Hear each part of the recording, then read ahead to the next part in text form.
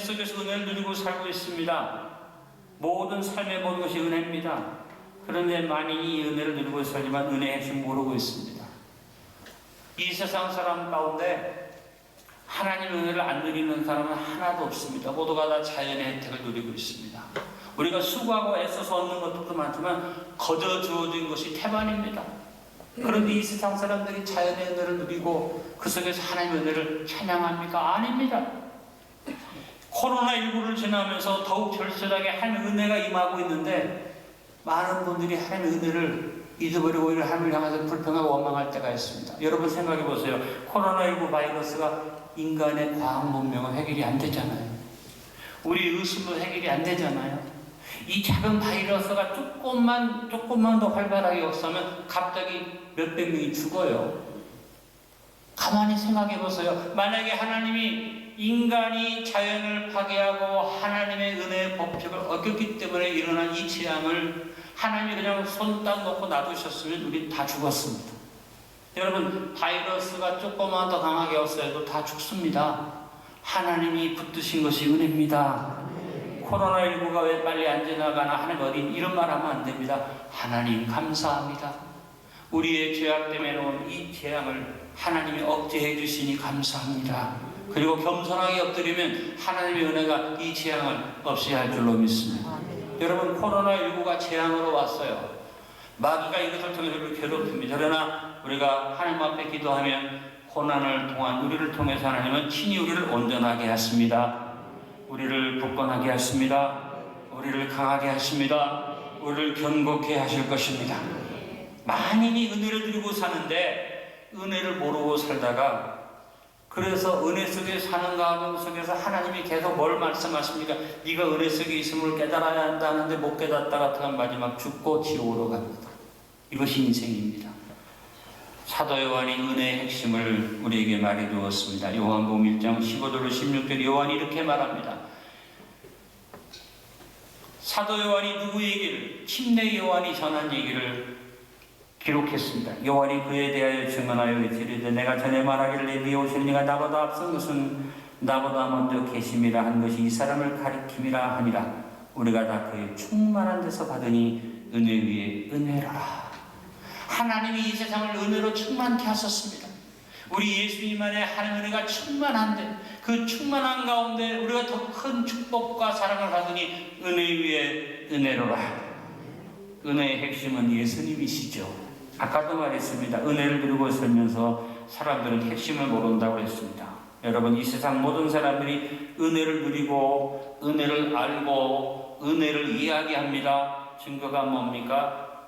곧 크리스마스가 옵니다. 온 세상이 예수님이 오신 것을 기뻐하는데 저 불교 나라도 저 힌두교 나라도 성탄절을 다 지킵니다. 그리고 성탄절 메시지는 여러 가지로 성탄절을 왜곡시켜서 많은 성탄절의 다른 문화와 얘기가 떠돌지만 그래도 성탄절의 가장 핵심은 어디 가나 동일하게 증거되고 있습니다. 기쁘다고 주 오셨네 만백성 맞으라. 그래서 온 인류가 인정합니다. 하나님의 은혜를 인정합니다. 자연을 누리면서 하나님의 은혜를 누리고 있듯이 예수님이 오신 것을 다 인정합니다. 그런데 안 믿어요. 핵심을 놓치고 삽니다. 여러분, 모든 것이 핵심이고 중심이기 때문에 예수님이 모든 것의 중심이라는 증거가 뭡니까? 모든 연대가 예수님을 중심으로 나누어집니다. Before Christ, BC, 주전, 그 다음에 주후, 예수님이 오신 이후로 AD, 아노, 도미니, 우리 주님이 오신 그 해를 기점으로 몇 년? 올해가 우리 주님이 오신 해로부터 2020년. 여러분, 누가 뭐라고 말해도 예수님이 없다고 말하고 아니라고 말해도 핵심이 예수님이에요. 이 세상 모든 사람이 은혜를 누리는데 핵심을 몰라요. 저하고 여러분이 예수 믿고 구원받고 얻은 가장 큰 축복은 핵심을 잡은 거예요. 여러분, 은혜는 모든 사람이 다 누리는 것이지 예수 믿는 사람만 누리는 게 아닙니다. 하나님은 모든 사람에게 하나님의 사랑을 거저 값없이 거저 부어주셨는데 핵심을 놓치면 그 은혜를 누리다가 지옥 가요. 근데 핵심을 잡은 사람은 은혜 위에 은혜를 힘입어서 영생에 이르는 줄로 믿습니다. 예수님이 오늘 나를 기념해라 이 말은 뭐면 은혜 위에 은혜를 기념해라. 네가 영생을 얻은 것을 기념해라. 여러분, 오늘 성찬을 대하면서 핵심을 분명히 잡기를 간절히 바랍니다. 은혜 위에 은혜를 알기를 간절히 바랍니다. 안타깝게도 하나님을 섬기는 믿음으로 사는 사람 가운데서도 세상 사람들이 누리는 은혜 정도에서 끝나고 마는 사람이 많아요. 그런 사람들은 교회 와서 예배드리면서도 말합니다. 교회 밖에도 구원이 있을 수 있다고 말하고, 예수님 이름 외에도 구원이 있을 수 있다고 말하는, 교회에서 예배드리면서도 그런 말들을 합니다. 참 안타까운 일입니다. 여러분, 이 세상 모든 사람들이 얼마나 아둔하고 미련한 겁니까? 한없는 은혜를 누리고 살면서 핵심을 발견하지 못하다가 핵심을 얻었기 때문에 지옥 가는데, 저와 여러분은 핵심을 얻어서 은혜 위에 은혜를 깨달았으므로 이것 기념하는 예식이 성찬 예식입니다. 오늘 그냥 기독교를 믿는 어떤 종교인으로 종교 예식이 하나로 참여하는 불쌍한 인생 되지 마시고, 오늘 은혜 위에 은혜를 깨달은 핵심을 잡고 영생을 얻은 백성으로 성찬에 임하시기를 간절히 축원합니다. 두 번째, 은혜 위에 은혜는 우리 주님과의 만남입니다. 오늘 본문은 은혜의 만남을 말하고 있습니다. 예수님의 수자자가 된 베드로, 가난한 어부에 지나지 않았는데 그가 예수님을 만났습니다. 만나서 만남의 핵심을 얻었습니다. 그가 하나님의 자녀되고 예수님의 수제자가 되었습니다. 한번 생각해 보십시오. 갈릴리 바닷가에 많은 무리가 모여왔습니다. 다 예수님을 만났습니다. 그런데 거기에서 베드로의 만남과 다른 무리들의 만남은 달랐습니다. 갈릴리 호수의 이름이 여러 가지입니다. 게네사렛이라는 이름은 풍요의 정원이라는 의미를 가진 그런 의미를 가지고 있습니다. 갈릴리 호수를 주변으로 너무너무 풍성해서 물고기도 많고 거기에 기름진 평야도 있었고 과일나무도 풍성해서 그래서 게네사렛이라 이렇게 불렀고, 또 긴네렛이라고 불리기도 했습니다.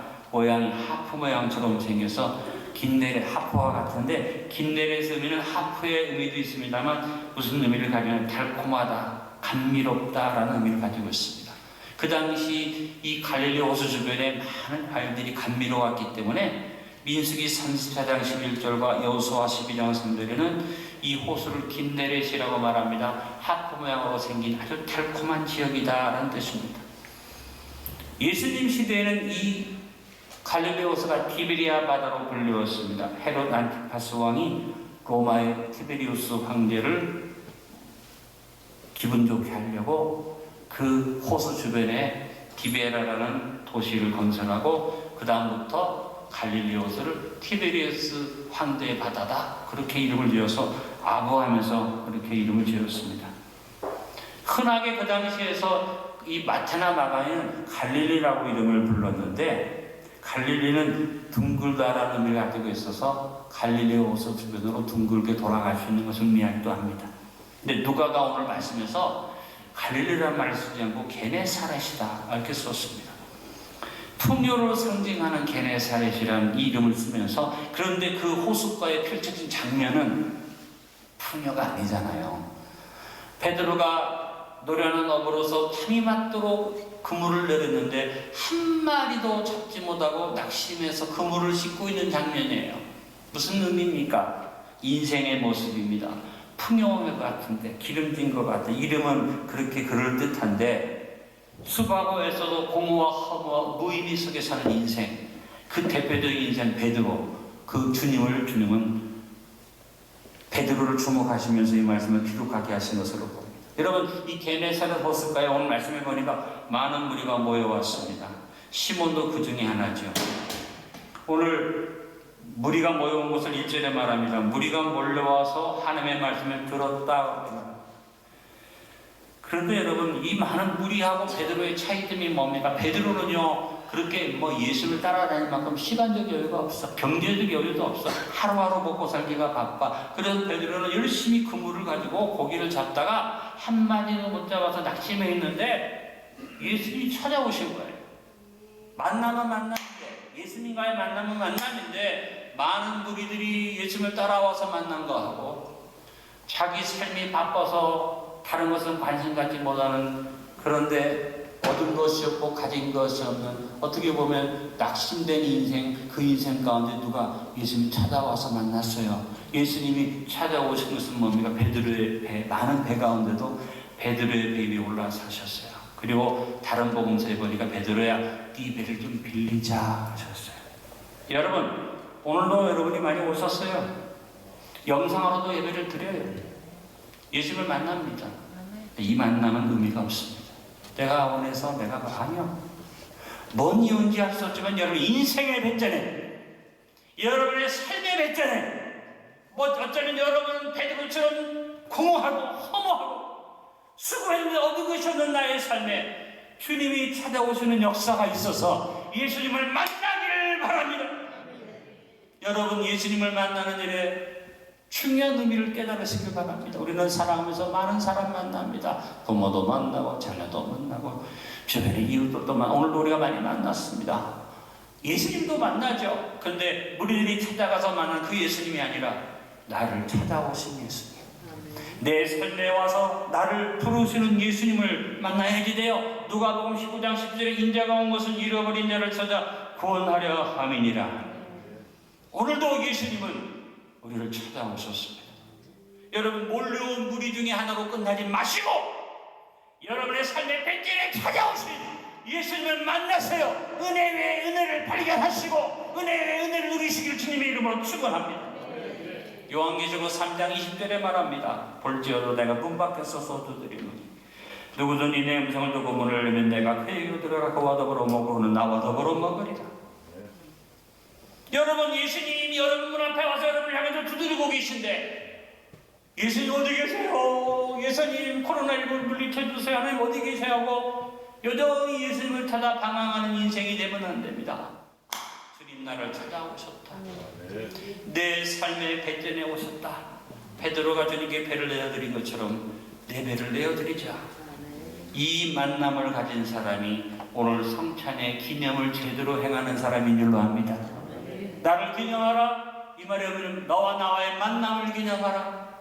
내가 수없이 만난 사람, 예수님이 바리새인도 만나고 예수님이 많은 유대인들도 만나고 로마 병정도 만나고 예수님이 빌라도 총독도 만났는데 그런 만남이 아니라 예수님이 찾아가셔서 그의 삶에 들어가셨을 때 예수님을 진짜 만나는 이 만남을 기념해라. 여러분 인생을 살면서 순간순간마다 예수님을 만납시다. 어떻게 만납니까? 내 삶에 오신 예수님, 나를 찾아오신 예수님, 내 인생의 배를 빌리기 원하시는 예수님을 만나는 저와 여러분 되어지기를 바랍니다. 그래서 은혜 위의 은혜의 핵심은 뭡니까? 만남입니다. 세 번째 은혜 위의 은혜는 주님의 음성을 들음입니다. 한번 따라해보세요. 들음. 무리들이 왜 왔어요? 말씀 들으려고 왔어요. 그리고 딴짓 안 했어요. 앉아서 말씀에 귀를 기울였어요. 들었어요. 어떻게 들었습니까? 내가 원하는 말, 내가 지금 필요한 말을 듣기 위해서 그들이 귀를 기울였어요. 베드로도 말씀을 들었죠. 근데 상황을 봅시다. 5절에 베드로가 자기 상황을 말합니다. 밤이 새도록 수고했을 때 잡은 것이 없습니다. 쉬고 싶습니다. 불안합니다. 염려가 됩니다.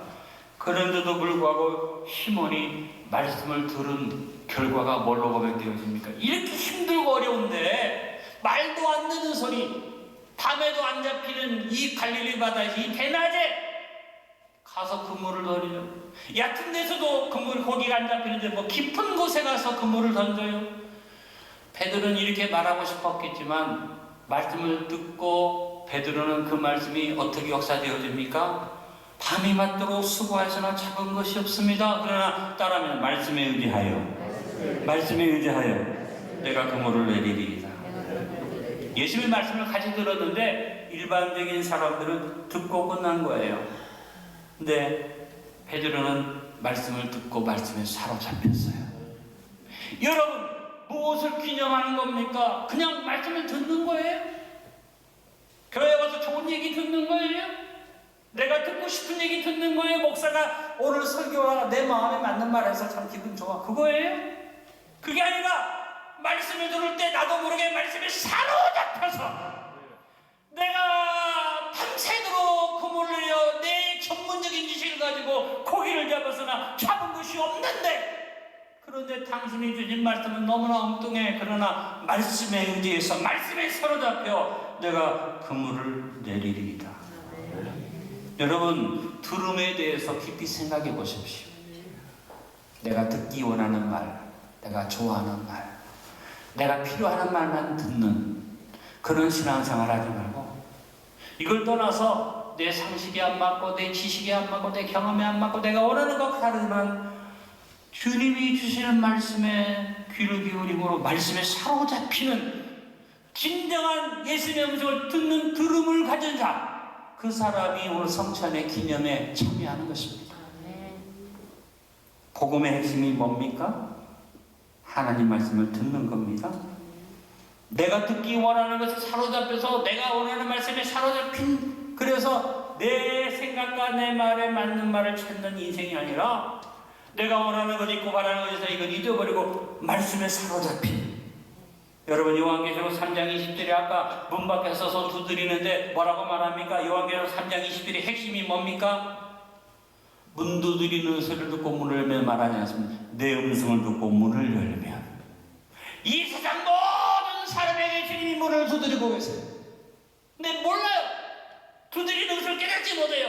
근데 음성을 듣는 사람, 주님이 나를 부르심을 듣는 사람 저 앞에 오죠. 예수가 우리를 부르는 소리, 금성 부드러워 문 앞에 나와서 사면을 보며 우리를 기다리네. 주님의 음성을 듣고 음성에 사로잡힙시다. 은혜 위에 은혜가 뭐냐? 이 세상 사람들도 다 들어요. 예수님 얘기 많이 들어요. 방송만 틀면 TV에서 각 CTS에서 CBS에서 뭐 C채널에서 뭐 물 홍수처럼 극동방송에서 또 여러 방송을 통해서 말씀이 들려지고 교회도 사방에서 말씀을 전합니다. 그런데 말씀에 사로잡힌 자 많지 않고, 오늘로 예배에 와서 말씀을 들으나 영상으로 말씀을 들으나 말씀에 사로잡힌 자가 많지 않아요. 여러분, 예수님이 우리가 기념하기 원하는 게 뭡니까? 말씀을 듣는 것을 기념합니다. 말씀에 사로잡힌 심령. 오늘 성찬에 임하는 여러분의 심령이 그 심령 될 수 있기를 축원합니다. 네 번째, 은혜 위에 은혜의 핵심이 뭡니까? 주님을 따름입니다. 주님이 말씀 주시는 속에 주님의 명령이 들어가 있었습니다. 주님이 여러 말씀, 어떤 말씀을 주셨는지 기록이 안 돼 있었는데 그 말씀을 듣고 베드로가 감동이 됐는데 마지막 주님의 명령이 뭡니까? 깊은 데로 가서 그물을 내려 고기를 잡아라. 많은 무리들은 자기의 소원을 가지고 말씀을 들었습니다. 베드로도 뭔가 아무것도 가진 것 없는데, 낚은 거 없는데 주님이 주시는 말씀을 마음속에 받으면서 생각합니다. 깊은 곳으로 가서 그물을 내려라. 곤란한 얘기입니다. 도저히 베드로의 어부의 상식, 갈릴리 바다의 일반적인 사람들이 누구도 알 수 있는 일, 깊은 곳에 가서는 고기를 잡을 수 없고, 벌건 대낮에는 그물이 내려가는 것 때문에 도망가는 물고기 때문에 고기를 잡을 수가 없는데 깊은 곳으로 가서 그물을 내려라. 그런데 베드로가 어떻게 했습니까? 아멘 했습니다. 내 상식으로는 안 맞는데요. 내가 밤새도록 고기를 잡아도 한 마리 못 잡았는데요. 다시 우리가 생각해 봅니다. 주님의 말씀에 의지하여 가겠습니다. 여러분, 주님의 말씀을 듣는 것을 들음으로 끝나면 안 됩니다. 주님의 말씀을 들어서 잡힌 다음에 다른 말씀에 순종해야지 됩니다. 고린도서 1장 20절에 하나님의 약속을 받든지 그리스도 안에서 예가 되니 그런즉 그로 말미암아 우리가 아멘하여 하나님께 영광을 돌리게 되느니라. 입으로만 아멘이 아니라 아멘은 결단입니다. 그렇게 행할 때 주님이 영광 받으십니다. 순종의 조건은 하나입니다. 말씀에 의지하는 것입니다. 은혜의 핵심은 뭡니까? 내가 원하는 복이 아닙니다. 하나님이 원하시는 것, 하나님이 말씀하시는 것을 따라가는 것이 은혜입니다. 값없이 거저 하나님의 사랑 그냥 내가 좋아하는 것만 받는 게 아닙니다. 그건 은혜를 받은 사람이 아닙니다. 이 세상 보세요. 자기 원하는 것 마음대로 이 세상에 사람 주시는 것 받아서도 감사가 없잖아요. 중요한 건 뭡니까? 하나님이 나에게 주시는 것이 뭔지를 깊이 깨닫고 그 말씀을 붙잡아서 따르는 것, 순종하는 거죠. 살아계신 전능자 하나님이 여러분을 먼저 찾아오셨고 부르셨고 말씀하시면서 말합니다. 나를 따라라, 나를 따라라. 오늘 여러분의 삶의 현장에서 내가 어떻게 사는 것이 주님을 따라가는 걸까? 근데 많은 성도가 교회 와서 예배드리고 말합니다. 주님 보고 나를 좀 따라오세요. 내 사업장에 따라오시고 내가 원하는 일자리에 날 좀 도와주세요. 거꾸로 가고 있습니다. 아니요. 그물을 내려놓고 내 인간의 상식 내려놓고 말씀에 의지해서 주님의 명령을 나를 따르라. 주님을 따라가는 그 사람이 오늘 기념하는 사람이에요. 주님이 뭘 기념하냐면 나를 따르는 것을 기념해요. 하나 더 은혜 위의 은혜는 주님께 드립니다. 말씀에 순종한 시몬에게 놀라운 기적이 일어납니다. 밤이 맞도록 한마디도 못 잡았는데 예수님 말씀대로 그물을 내렸더니 물고기가 엄청 잡혀서 자기 배만 잠긴 거 아니라 다른 동료들의 배까지 불러다 가득 채워갔습니다. 당연히 베드로는 예수님께 그렇게 얘기하지 마땅하죠. 선생님이 시키는 대로 할 테니까 나랑 동업합시다. 그래서 몫을 나누는데 선생님이 원하시는 대로 몫을 가져가십시오. 나는 밤이 맞도록 한마디도 못 잡은 내가 예수님 당신 만나가지고 이렇게 고기를 많이 잡았으니 같이 일하자고 할 텐데 베드로는 8절에 보니까 시몬 베드로가 이를 보고 예수님 무릎 아래 엎드려 이르되 주여 나를 떠나소서 나는 죄인이로소이다. 나는 당신을 감당할 수 없습니다. 나를 떠나십시오. 이 말이 거꾸로 얘기하면 나를 당신 앞에 드립니다. 그 얘기입니다. 내 마음대로 하지 않겠습니다.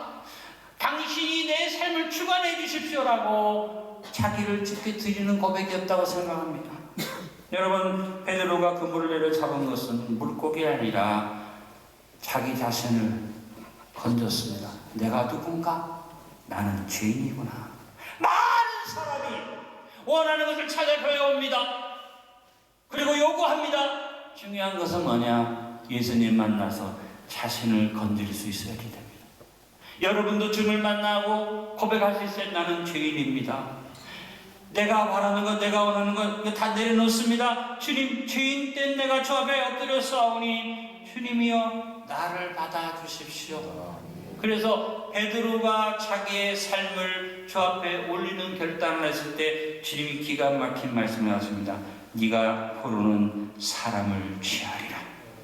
여러분 오늘 성찬의 기념을 우리가 하면서 주님이 주시는 축복이 다른 거 아닙니다. 야, 돈 원하니? 야, 명예 원하니? 야, 네가 인생의 삶에서 네가 원하는 것들을 원하니? 내가 너에게 사람을 낳는 어부되게 하겠다. 사람을 취하리라. 사랑하는 성도 여러분, 인생에 평생을 같이 사는데 내 아내를 진짜로 취하지 못한 사람이 있습니다.